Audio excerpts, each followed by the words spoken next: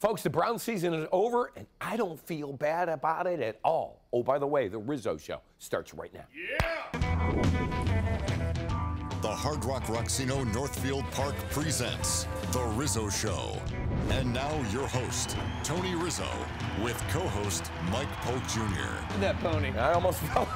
That would have been great if it would have happened right there. I almost fell off this chair. Hey now, kids, don't fret it. The Browns season is over. Boy, they came so close today. But, Michael, what a year it was for the Browns. I understand that they didn't win today. They came back. They played this. You know what we did this year? The Browns turned a corner. Would you agree? I think they did. I had a friend who's in town for the holidays, and he was watching this show last week. He said it was fun because he doesn't get to watch it normally. And he said that he could tell that for the first time in a long time that we were happy.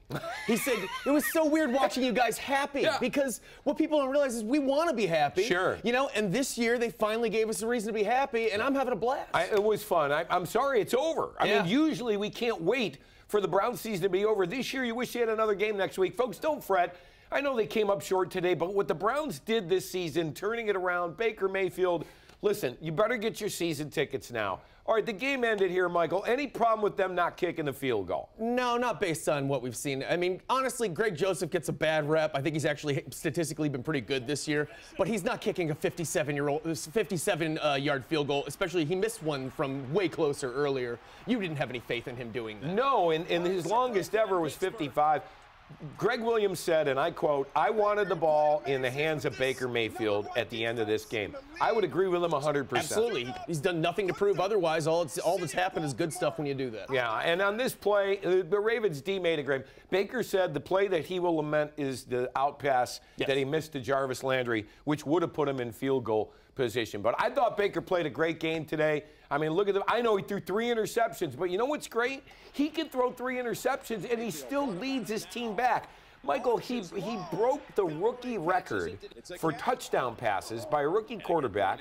He broke Peyton Manning's record, and he did it in 13 games. Despite playing less games, I know, it's amazing. It is amazing. I know that the kid made a couple mistakes today, some balls off the hands too, but I'm so encouraged and so excited about the Browns' future because of this guy right here. Absolutely. You never felt out of this game. I mean, remember, what were we down, 20-7 at one point? Yep. And, I mean, if this were last year, can you imagine we would be so miserable watching this? But now you never totally feel out of it, and we weren't. It went down to the wire. How about the whole nation getting to watch the end of this game, too, because it ran long. What do you think the ratings were in Cleveland at the end? I think they were probably fairly high.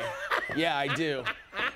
But yeah, the whole nation got to watch this tonight, and this was not a disappointing game for anybody, except, God bless them, the Steelers, which was still fun. It was fun to watch them get sad. Not worth it. Well, they didn't get in the playoffs? Didn't it look though at times like? Didn't it look though at times like our? Son of a.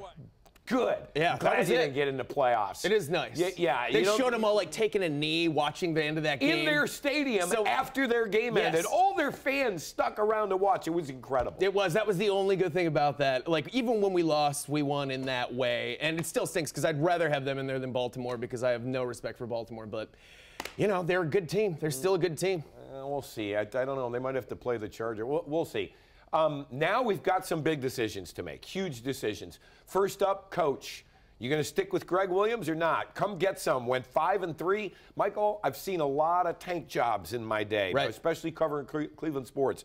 The job that Greg Williams did with this Browns team was exceptional. I totally Whether agree. or not it gets him the job, I don't know. I'm going to go through I want to see who the options are. He's got to be high on the list, though, no? He put John Dorsey in a really tricky position. He really did. I think Dorsey probably did come into this assuming he'd have to deal with Hugh Jackson for 1 year, maybe half a year, and then he'd get to bring in his own coach. Greg Williams put him in a really difficult position here because even if there are better coaches in his mind out there right now, you're going to have a hard time selling that to your team who are behind this guy and playing in a meaningless game and playing their hearts out.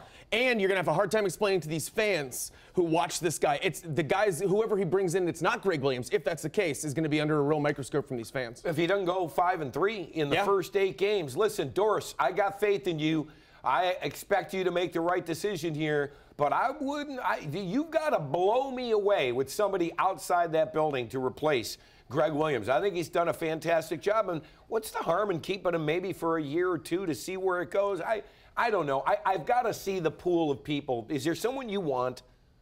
No, honestly? no, I don't pretend to know anything more than Dorsey does, and I'm sure he has his idea. But the very fact that we're arguing this, and we're not saying that Greg Williams is a bad coach, that he did a bad job, or anything like that, you got to put him at least close to wherever anybody else would be, and we've got some consistency. Then you've got players who are willing to go to the mat for this guy. Again, meaningless game, and they're playing their hearts out. Well, you've got a couple of options. First of all, John Harbaugh is off the table, especially now that he took him to the playoffs. The Ravens came out last week and said they want to get him back. He doesn't have a contract yet, so we'll have to see on that. Also, Lincoln Riley said earlier this week, played it on my radio show on ESPN Cleveland. He says he's real comfortable where he is right now at Oklahoma. He said maybe in the future he would consider things, but he kind of thought he would be sticking around. Take those two guys off the table, Michael. Is there anyone out there that I've been stressing this for a long time. I think one of the most important things that the Browns have always needed is a team psychologist more than anything else. And I think you saw that this year.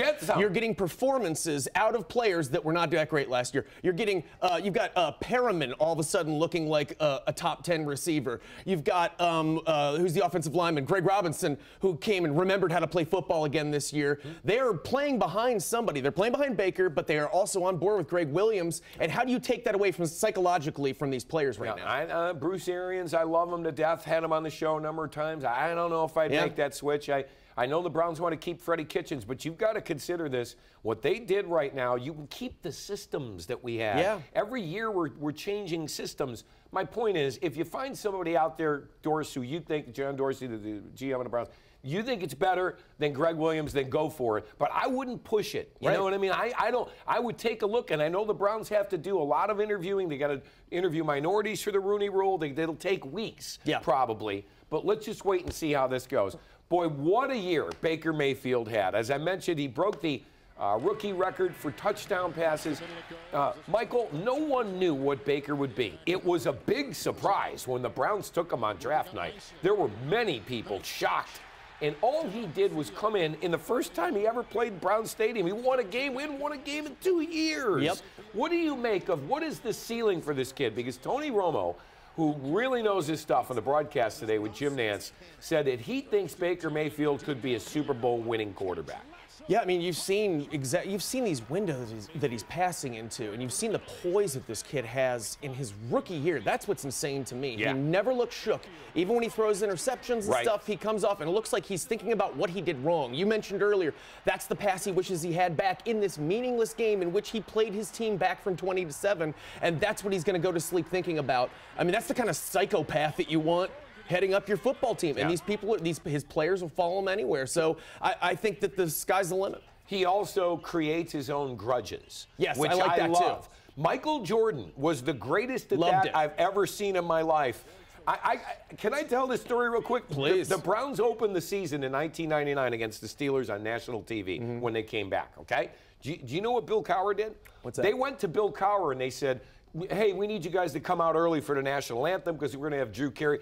Bill Cowher said, you know what, you guys, it's your night. We're not even going to come out. We don't need to be introduced. Just you guys come out. He went back in the locker room and told his team, they don't respect you enough to introduce you tonight here at that game. And the team went crazy. Of course, they beat us 43-0.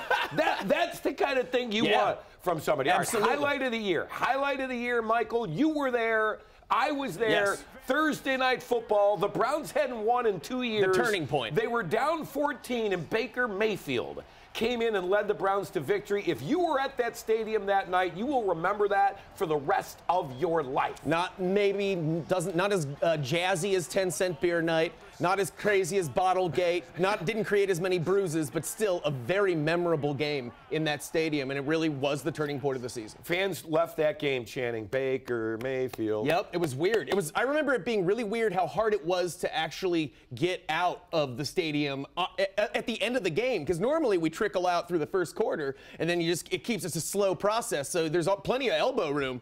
But on the way out of there, I was like, what is going on? Yeah. When you all leave at once, it's a sticky wicket. Well, it's our last show of the year, and that was the highlight of the year. Yeah. The low light of the year was LeBron leaving the Cavs again. But, Michael, let me say this. LeBron held the mantle, kept the mantle going here as the guy in Cleveland, the face of Cleveland sports. Boom. Baker Mayfield just took that job away from him, didn't he? I agree. And this was a low light, obviously, because that's probably the best player of all time right there. He was in our town, and we had the honor of watching him, and we had the enjoyment of watching him 2 different times now. Might get it again. But, of course, there wasn't that same kind of hatred or anger as the first time he left. Might get it again. Yeah, well. Do you know something I don't know? No. I think he's coming back. I do. You do? I think he's going to do that like I think he's 40-year-old LeBron? I'll take it. I want the hand waving. I want the hand waving every game in the last arena, LeBron. Only if he brings little Bronny with him. Oh, yeah. Let's do that. Now, if I get father-son, then I'm all for that. Yeah, recruit. All right. Don't go anywhere. When we come back, we're going to go for a spin. We're going to spin the wheel. Uh-oh. Plus, we've got a Riz on the road that's one of Michael and I's favorites. Stay tuned. Big plans for New Year's, Michael? Yeah, I'm. Oh, that's right. You have a private party. I wasn't invited, but enjoy. Well, you know, it's for the 1%, Tony. Time to take a spin around the sports world. Let's spin the wheel. Now, Mike and I don't know what's coming up. That's what's always fun. Yeah. Kluber, still an Indian. Are you surprised? I am surprised. That means they're probably not getting enough the kind of offer they want. Look at that old-timey footage we have of Corey Kluber. Is it Bob Feller in the background? The 1920s. Yeah, look at that. Let me say this, all right? I know Indians fans are going to throw a conniption fit when Kluber is traded, and I still expect it to happen. But you got to understand how the Indians are operating right now. They've got to give up a chip to get more assets. And it's nothing fans want to hear, Michael, because they just want you to have $1 billion like Dan Gilbert and buy anything. It doesn't work like that, and especially in baseball. Let's just wait and see what happens with Corey. It can work like that, though. I mean, if you're this New York, budget that we have, though, is arbitrary, Chicago, right? There aren't literally limits on what the Dolans can spend or what your team can spend. Correct. And I'll say what I've said before. Sell the team to an oligarch from Russia who can afford to buy us toys, like that New Jersey guy, Probachek, that murderer or whatever. Whoa! No, have that guy buy the team. Somebody, if you can't afford to put like an expensive baseball team on the good time right now to spin the wheel. Spin the wheel. Alabama versus Clemson. Boy, nobody saw this one coming. I know. What a curveball. Alabama's about a 6.5-point early favorite in this game. Michael, do you have a winner in that game? I don't know. I've watched both these teams in a couple of games this year, and I mean, Alabama obviously is probably legitimately the favorite based on this. Buckeyes would have given, excuse me, Clemson a better game. I know there are Notre Dame fans out there, but I'm sorry. The Notre Buckeyes Dame, consider joining a conference. It's fun, honestly, right? 3rd year in a row, Clemson, Alabama. I'm going to go Clemson in the upset. How's that? Who cares? Next! What we got? Boom, boom. Is there a sound effect happening? Oh, good. Which one? Yeah. Jim Harbaugh? Boy, you don't want to read the Detroit Free Press for the past couple of days. No, you do not. They got blown out by Florida. They got blown out by the Buckeyes in the last 2 games. Michael, the rumors won't go away. Harbaugh is at the top of many NFL teams' lists. Right. Well, look at those excited fans. Maybe even the Cleveland Browns. I don't know that for sure, but I know the Jets are interested. Is it time for him to give it up? Do you know how I've told you this whole time that I believe in John Dorsey more than anything. All praise John Dorsey, hail John Dorsey. That would be the tough one. I'm like, I trust him no matter what he does. But if he really came out and just like, Harbaugh's your new coach, I'd be like, okay. Wow. Okay, we'll wait it out. We'll see how it goes. Give me another spin, baby. Joker.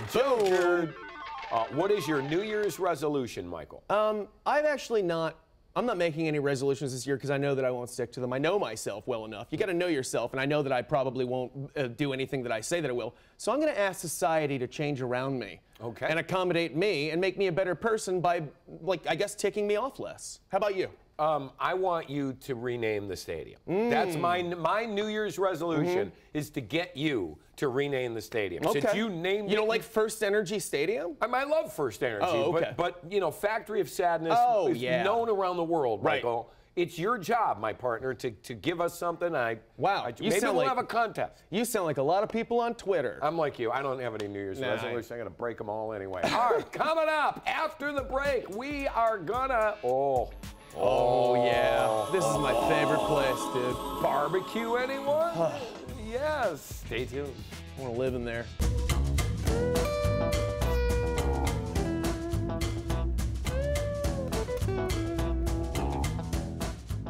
Folks, we're inside one of the nicest lobbies I've ever seen with the proprietor, Mark Garofoli. Mark, thanks for having us here. Oaken Embers. Is this Oaken Embers or Oaken Embers 2? This is Oaken Embers. Just Oaken Embers, Just no Oaken two. Embers. We're in Hudson. Tell me what you guys did. These are actually what? The bourbons that we love to drink here and love to sell here. This is supposed to resemble a rick house in Kentucky. And these? Those are Blanton's bourbon bottles that we had a custom chandelier made out of. And Mark, what was this place before? It was a Mexican restaurant, right? Yeah, it was Marcelita's family restaurant, Marcelita's Mexican family restaurant for 37 years. But you guys took it down to the studs and rebuilt the whole building. Studs to the foundation, the whole building, plumbing, electrical, you name it. Now, Mark, I gotta admit, I've seen a lot of bars in my time, but this one is unbelievable. It seats 40 people. What is this? This is copper with an epoxy finish. Not only does it look cool, I'll bet you it's very durable, right? It's supposed to take a beating. And this, folks, I mean, you talk about bourbon, look at all that. What do you got? How many kinds of bourbon we got? I believe there's 80 to begin with, and hopefully we're gonna add a lot more. And you're all into barbecue and bourbon. Now, everybody has to have a patio if you're gonna open a new restaurant. You guys went a little above and beyond, didn't you? Oh yeah. You went with the patio all the way around one side of the restaurant. How many people can you seat out here on the patio? Well, I would like to comfortably seat 40 out here. Wow, look at this, indoor-outdoor bar, and look at that, what is that, a giant piece of wood? Yeah, it's cut right out of a tree in Middlefield, Ohio. Beautiful, you kept it local with this, so people can actually sit outside here while they even wait for a table. Watch the Cavs, the Browns, sit out here, eat some good barbecue. And you know where I gotta go now, all right? And this place is absolutely beautiful. I love the decor, but I gotta see the smoke room and I gotta see the kitchen. Let's go. Oh, that's rather large. How many pounds of meat can we get in there? We can do 3,000 pounds of meat overnight. So, Mark, show everybody, that rotates, right? Yeah, that rotates, and there's fans inside there that are circulating all this good smoke and love. When you open the doors, all the smoke gets extracted outside. So you don't want to do it. Yeah. You don't want to do it. So I'll tell you what, the next time we open a door, why don't you get some food? I heard Mike Polk Jr. is here, and you know what that means, folks. It's time to eat. Mark wanted to show off the chef. Chef Jose, this is the guy that makes it happen. This is Jose Reyes. He's been with us a long time. He gives us every bit of his heart. Works around the clock sometimes, making it happen. Jose putting love into the barbecue. Plus, his specials are unbelievable. In fact, we're going to check them out right now. Jose, good luck. Thank you. Appreciate it.